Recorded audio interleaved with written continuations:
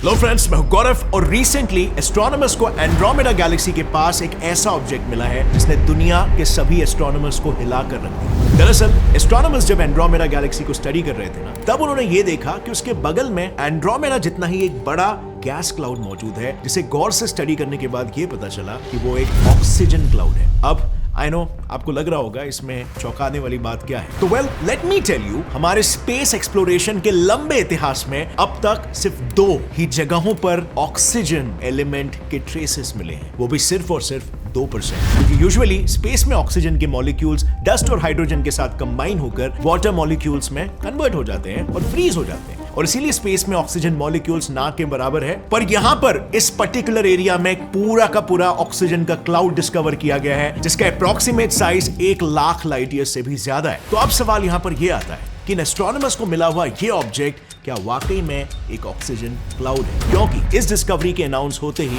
उसने कंट्रोवर्सी का रूप लिया। सो इस डिस्कवरी की शुरुआत हुई थी 2018 में, जब एस्ट्रोनॉमर्स मार्सल ड्रेचलर, जेवियर स्टॉटनर और यान सेंटी स्पेस में मौजूद प्लैनेटरी नेब्यूला और सुपरनोवा रेमनेंट्स की तलाश कर रहे थे। इस रिसर्च में उन्हें करीब 300 से भी ज्यादा नेब्यूले को डिस्कवर करने में सफलता मिली, और ऐसे लगातार मिलते सफलता की वजह से उन्होंने सोचा कि टेक्नोलॉजी इतनी एडवांस हो गई है, नई नई टेक्निक्स ऐड हो रहे हैं, क्यों ना हम हमारे नेबरिंग गैलेक्सी एंड्रोमेडा को फिर से एक बार स्टडी करके देखें कि इस बार कोई नई डिस्कवरी हो सकती है। अब एंड्रोमेडा ही क्यों, इसके पीछे 2 रीजंस थे। पहला, हाल ही में एक बात सामने आई थी कि हम जो सोच रहे हैं कि एंड्रोमेडा गैलेक्सी मिल्की वे के मुकाबले 2 से 3 गुना ज्यादा बड़ा है, वो दरअसल एक मिसअंडरस्टैंडिंग है, और असल में एंड्रोमेडा और मिल्की वे का साइज करीब करीब सेम ही है। लेकिन कई साइंटिस्ट इसे मानने के लिए अभी भी तैयार नहीं है। ये आज भी काफी डिबेटेबल इशू है, और इसीलिए इसके रूट तक पहुंचकर इसको स्टडी करना एक अच्छा ऑप्शन है। दूसरा रीजन था, एंड्रोमेडा बड़े ही तेजी से अपने प्लेन ऑफ सैटेलाइट्स के सैटेलाइट गैलेक्सीज को तबाह कर रहा है, और अब क्योंकि आगे आने वाले 5 बिलियन सालों में वो हमसे भी टकराने वाला है, इससे इस कोलिजन के प्रभाव का अंदाजा लगाया जा सकता है और शायद खुद को बचाया भी जा सकता है। और इसीलिए एस्ट्रोनॉमर यान सेंटी, मार्सल और जेवियर ने एंड्रोमेडा गैलेक्सी को स्टडी करने का तय कर लिया। अब उन्होंने स्टडी के लिए एक ऐसे प्रोसेस को यूज किया जो हमारी आंखों में पहले से ही मौजूद है, लॉन्ग एक्सपोजर प्रोसेस। अब इस प्रोसेस को एग्जैक्टली समझने के लिए ना, सबसे पहले ये विजुअलाइज करो और सोचो कि एक अंधेरे कमरे में बंद होने के बाद आपकी आंखें कैसे काम करती हैं। एग्जैक्टली डार्क रूम में एंटर होते ही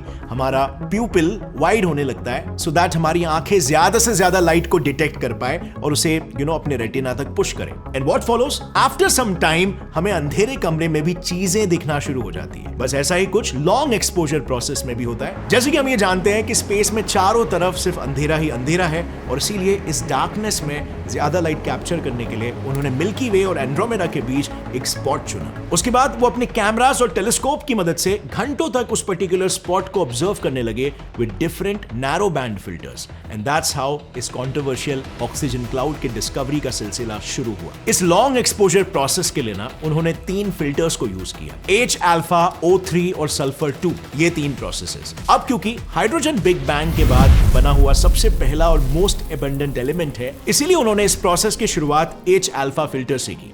सो बेसिकली इसमें होता क्या है ना कि हाइड्रोजन एमिशन स्पेक्ट्रम में इस पर्टिकुलर वेवलेंथ, जो कि 656 नैनोमीटर्स है, इस पर्टिकुलर वेवलेंथ पर स्पेस को ऑब्जर्व किया जाता है और हाइड्रोजन को ट्रेस करने की कोशिश की जाती है। इस इमेज में आप देख सकते हो कि इस वेवलेंथ पर रेड लाइट एमिट होती है, और इसीलिए जितने भी हाइड्रोजन क्लाउड्स की इमेजेस आपने देखी होगी वो सभी हमेशा रेड ही होते हैं। लेकिन ताजुब की बात यह है ना कि स्पेस में ऑलमोस्ट हर जगह, आई मीन स्टार्स के अंदर, स्टार्स के बाहर, यहां तक कि इंटरस्टेलर स्पेस में मौजूद डस्ट क्लाउड्स में भी हाइड्रोजन भरा हुआ है। फिर भी उन्हें उस रिसेंटली मिले क्लाउड में हाइड्रोजन का, इतने एबंडेंट एलिमेंट का 1% भी ट्रेस नहीं मिला। Sounds fishy, right? किसी एनोमली की तरह। वेल, एस्ट्रोनॉमर्स को भी यही लगा, और इसीलिए उन्होंने अपने दूसरे फिल्टर O3 को यूज किया। यह फिल्टर भी H अल्फा की तरह ही काम करता है, बस एक माइनर डिफरेंस के साथ इसमें 656 नैनोमीटर्स की जगह पर 437 नैनोमीटर्स के वेवलेंथ यानी कि ब्लू लाइट में स्पेस को ऑब्जर्व किया जाता है। So I am hoping over here आपको लाइट के वेवलेंथ और उसके कलर स्पेक्ट्रम के बारे में पहले से एक अंदाजा होगा कि कैसे लाइट के वेव्स को अगर आप स्ट्रेच कर दोगे और उसका स्पेक्ट्रम जितना वाइड होगा उतना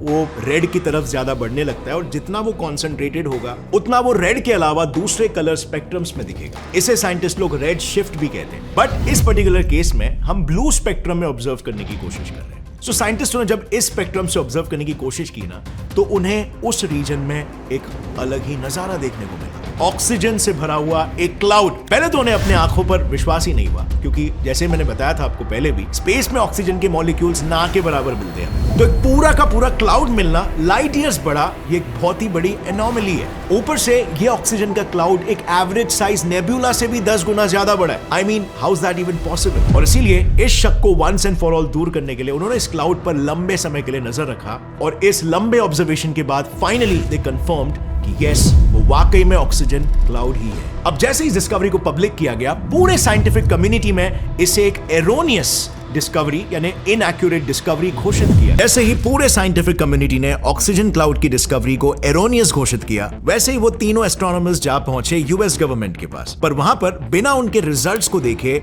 उनके इस डिस्कवरी को खारिज कर दिया गया, क्योंकि गवर्नमेंट का यह कहना था कि स्पेस में ऑक्सीजन क्लाउड मिलना नामुमकिन है, और जो भी इमेज आप एस्ट्रोनॉमर्स लेकर आए हो, या तो वो इमेज आपके टेलीस्कोप में किसी तरह के फॉल्ट की वजह से है, या फिर लाइट पोल्यूशन की वजह से, बिकॉज लाइट पोल्यूशन भी ब्लू कलर एमिट करता है। उन्हें जो नेबुला मिला था वो दिखने में इतना फेंट था कि दूसरे रिसर्चर्स ने भी लाइट पोल्यूशन की ही बात से सहमति गाई, और इस कंट्रोवर्शियल डिस्कवरी को हमेशा के लिए दफन कर दिया गया, अंटिल एक इंडिपेंडेंट एस्ट्रोनॉमर ब्रे फॉल्स की उस पर नजर पड़ी, और इसके पीछे की सारी सच्चाई जानने का जिम्मा उसने अपने सर पर ले लिया। उसने अपने रिसर्च के लिए दो चीजों का इस्तेमाल किया। पहला, तकाहाशी रिफ्रैक्टर, जो नॉर्मल रिफ्लेक्टर्स के मुकाबले 90% ज्यादा लाइट कलेक्ट करता है, और दूसरा इंस्ट्रूमेंट था सीमोस कैमरा। बेसिकली सीमोस कैमरे की खासियत यह है कि विजिबल लाइट से लेकर एक्सरे के बीच वो सभी स्पेक्ट्रम्स में काम करता है। अगर आसान भाषा में इसके बारे में बताऊं तो सीमोस कैमरा कई सारे फोटो सेंसिटिव पिक्सल से बना हुआ होता है, और इन सभी पिक्सल्स के पास फोटो डायोड से बने ट्रांजिस्टर्स होते हैं, और photo diodes light sensitive diodes होते हैं। मतलब जैसे ये डायोड्स लाइट के कांटेक्ट में आते हैं, वो करंट प्रोड्यूस करते हैं, और फिर इसी इलेक्ट्रिकल सिग्नल को डिजिटल प्रोसेसिंग की मदद से इमेज में कन्वर्ट किया जाता है। इस सब के साथ ही ब्रे फॉल्स ने दो ऐसी टेक्निक्स का भी इस्तेमाल किया जिनकी वजह से लाइट पोल्यूशन का शक हमेशा के लिए मिट गया। सबसे पहले उसने करीब 15 घंटों के लिए स्पेस की हर 5-10 मिनट में कई सारी इमेजेस कलेक्ट की। उसके बाद उन सभी इमेजेस का